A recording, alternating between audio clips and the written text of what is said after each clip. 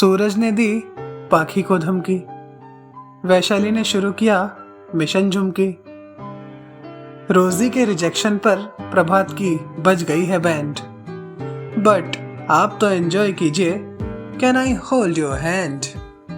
एक खूबसूरत एहसास, कोमल अग्रवाल की कलम से निकला उपन्यास।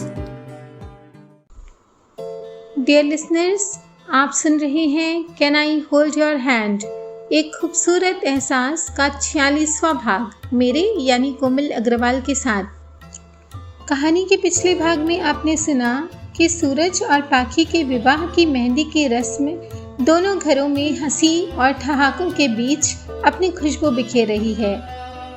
प्रीतम सूरज के फ़ोन का पासवर्ड क्रैक कर रोजी से मेहंदी लगवाने की शर्त जीत जाता है और प्रभात का नंबर तो आता ही नहीं। रोजी सूरज को मेहंदी लगाती है और वैशाली पाखी को। तभी प्रीतम सूरज जैसी आवाज़ बना पाखी को उल्लू बनाने के लिए उसे फ़ोन करता है, मगर वैशाली अपनी आवाज़ बदल प्रीतम से बात करती है और दूसरों को उल्लू बनाने के चक्कर में प्रीतम खुद ही उल्लू बन जाता है। अब आगे। रोजी के सामने प्रीतम के बने बनाए इंप्रेशन पर जैसे झाड़ू ही फिर गई थी। यह देख प्रभात दिल ही दिल में बहुत ही खुश हो रहा था, मगर प्रीतम अभी भी रोजी पर धाक जमाने की सोच रहा था। पाखी के नाम का पहला अक्षर सूरज की हथेली में लिखते देख प्रभात भी रोजी के साथ अपने भविष्य के रंगीन सपने बुनने लगा।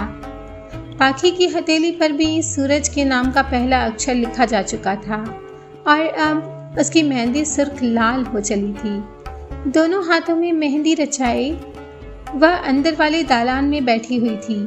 अब नीलम और वैशाली दोनों उसके पाँव में मेहंदी लगा रही थी। मेहंदी कार्यक्रम समाप्त होते होते उसे तेज भूख लगाई थी।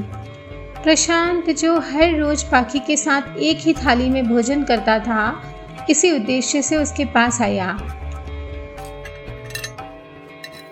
मीनाक्षी उसके लिए थाली लगाकर लाई तो प्रीतम वहीं दरी बिछाकर बैठ गया। वैशाली और नीलम भी खाने के लिए बैठ गई थी। भैया भूख लग रही है, पाखी ने कहा। प्रशांत ने उसे अपने हाथ से निवाला खिलाया तो पाखी भावुक हो गई। कुछ सोचते हुए वह प्रशांत को देख ही रही थी कि तभी मीनाक्षी वहां फुलके लेकर आई और उसे थाली में रखती हुई बोली, बस आज खा लो अपने भैया के हाथ से, कल से तो तुम्हारा दाना पानी उठ जाएगा इस घर से। शब्द तीर से दोनों भाई बहन के कलेजे में चुभे, पर बात भी झूठ नहीं थी। एक आंसू पाखी की आंख से उसके हाथ की मेहंदी पर टपका और दूसरा प्रशांत की आंख से। देर रात तक सभी भवन जाने के लिए अपना सामान बांधते रहे। वैशाली और नीलम ने भी मेहंदी रचाई और सभी बात करते करते सो गईं। प्रीत मेहंदी लगवाकर अपनी भाभीयों के पास चली गई थी और उसने वहीं से प्रीतम को कॉल किया। कितने बजे मसूरी से निकलोगे तुम लोग? प्रीतम ने सूरज से सब तय कर 4 बजे की बात कही। 4 बजे क्यों? प्रीत को जिज्ञासा हुई। प्रीतम बोला, इन दोनों की 4 बजे की कुछ सुबह सुबह की सेटिंग है मेरी प्रीतो। कबूतर और चिड़िया चोंच लड़ाएंगे सुबह सुबह।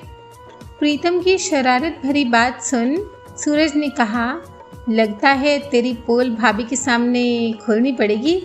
याद है ना, कॉलेज की लेक्चरर पर दिल हार बैठा था तू। सूरज की बात सुन रोजी ने कहा, ये प्रीतम सर तो लव गुरु हैं। प्रभात, why don't you take his guidance? प्रभात की डूबती नाव को तो पतवार मिल गई थी। प्यार करना सीखना नहीं पड़ता, वो तो खुद ब खुद आ जाता है।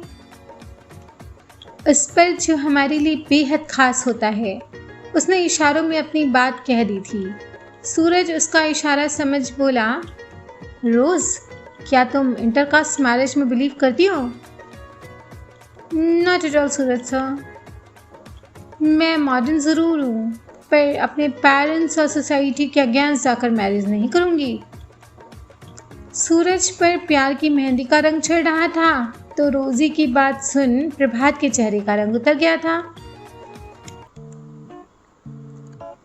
सुबह से ही सारे अतिथि अपना अपना सामान लिए भवन में शिफ्ट हो गए और घर बिल्कुल खाली हो गया। सूरज भी सभी को ले 4 गाड़ियों में मसूरी से देहरादून के लिए निकल पड़ा और 5 बजते बजते वो लोग होटल में दाखिल हुए, जहां उनके लिए पहले से ही सारा इंतजाम था। सूरज ने रूम में जाते ही पाखी को पहली कॉल की। पाखी भवन के एक बड़े से कमरे में अपना सामान व्यवस्थित कर रही थी। कहाँ हो मेरी जान? अब भी आ रहा हूँ मैं तुमसे मिलने। सूरज की आवाज़ की बेताबी महसूस कर पाखी का भी दिल धड़क उठा। सो आप पहुंच गए होटल? उसने पूछा। यस मेरी जान, and listen, I can't wait any more. तुम्हारी मेहंदी का रंग देखना है मुझे, और वो भी अब भी। सूरज बच्चों की तरह जिद करने लगा। लेकिन यहाँ तो इतने सारे गेस्ट हैं और हम सब तो भवन पहुँच गए हैं, पाखी ने बताया। सो व्हाट, मैं वहीं आ जाता हूँ, सूरज ने जोश में कहा। वाह जनाब, आप तो पूरे मूड में हैं। रिमेंबर, अभी हमारी शादी नहीं हुई है, पाखी ने याद दिलाया। क्या बकवास है, ये शादी कब होगी यार? कहते हुए सूरज तकिए इधर उधर फेंकने लगा। मैं कुछ नहीं जानता, और अगर मैं वहां नहीं आ सकता तो तुम आओ, किसी के भी साथ, किसी भी बहाने से, अब भी क्या भी। पाखी ने बेचारगी के भाव से कहा, मगर मैं कैसे आऊंगी? जैसे मैं आया था तुम्हारे लिए, और एक नहीं कई कई बार। सुनो, मेरा रूम नंबर है 303। पाखी जान गई थी कि सूरज को एक बार जिस चीज़ की जिद सवार हो जाती है वह उसे पाए बगैर चैन नहीं लेता, और फिर वो तो उसका प्यार है। ये सब बातें वो अभी सोच ही रही थी कि वैशाली झुमके के साथ वहाँ आई और उबासी लेती हुई बोली, यार चल अब एक नींद मारते हैं, सब सामान ठीक हो गया है। उसने चाबी को तकिए के नीचे रखा। एक टेंशन है स्वीट हार्ट। बोलना क्या हो गया? वैशाली ने उबासी लेते हुए कहा। झुमकी भी एक किनारे सोने की तैयारी कर रही थी और दोनों की बातें बड़ी ध्यान से सुन रही थी। ये तेरे जीजू है ना, एक और डिमांड कर रहे हैं। अब भी क्या भी मुझे होटल बुला रहे हैं और कह रहे हैं कि मेहंदी देखनी है उन्हें, नहीं तो खुद आ जाएंगे यहाँ, पाखी ने घबराते हुए कहा। और पता है, यहाँ अगर आ गए ना तो कितनी बातें बनेंगी। वैशाली की तो नींद ही हवा हो गई। तो राजकुमारी संयोगिता को महाराजा धीराज पृथ्वीराज से विवाह के पहले भेंट करनी है, वैशाली ने इतराकर कहा। झुमकी से अब रहा नहीं गया, बोली, दीदी हम भी मिलने जाएंगे सूरज भैया से। दोनों ने उसे आंखें बड़ी कर देखा। यहाँ अपना जुगाड़ तो हो नहीं रहा है और चली है सूरज भैया से मिलने, वैशाली ने कहा। तभी उसे एक जबरदस्त आइडिया आया। झुमकी चल तैयार हो जा, हम दोनों मिलने जाएंगे सूरज भैया से। अरे नहीं नहीं, झुमकी जाएगी सूरज भैया से उनका स्वागत करने। वैशाली के चेहरे पर रहस्यमयी मुस्कान खेल गई। उसके दिमाग में झुमकी मिशन जो चल रहा था। प्रशांत भंडार गृह में रसोई की सामग्री रखवा रहा था। 2 लोग भी उसके साथ थे। सामान की लिस्ट पकड़े वह सारी चीज़ों का मुआयना कर रहा था। वैशाली दबे पांव कमरे से बाहर आई और उसने सब ओर नजरें जमा रास्ते के साफ होने का इंतजार किया। प्रशांत जैसे ही भंडार गृह के अंदर गया, वैशाली ने झुमकी को संकेत किया। झुमकी बाहर आई और दबे पांव उसके साथ जल्दी जल्दी बाहर की ओर चल दी। वैशाली ने पहले ही अपने ड्राइवर को तैयार रहने के लिए फ़ोन कर दिया था। दोनों गाड़ी तक पहुंची ही थी कि प्रशांत ने पीछे से पुकारा, वैशु कहाँ जा रही हो इतनी सुबह सुबह? झुमकी के हाथ को दबा वैशाली मुड़कर प्रशांत के पास आई। वो भैया, मैं और झुमकी है ना, वो सूरज जीजू का वेलकम करने जा रहे हैं। रास्ते में प्रीतो को भी ले लेंगे और वो दुल्हन के गहने भी तो लाने हैं ना, सूरज जीजू ने इसलिए बुलाया है हमें।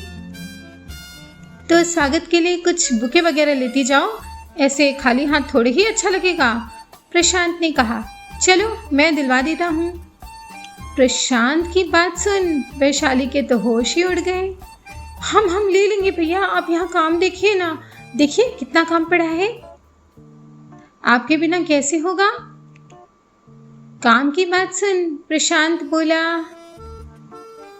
तुम लोग देख लो फिर, मैं यहाँ संभालता हूँ। कहता हुआ वह भंडार गृह में चला गया। दोनों ने चैन की सांस ली और गाड़ी में आकर बैठी। बाप रे, आज तो फंसते फंसते बचे। रास्ते में उसने गाड़ी रुकवा फ्लावर्स का एक बुके बनवाया और आगे बढ़ी।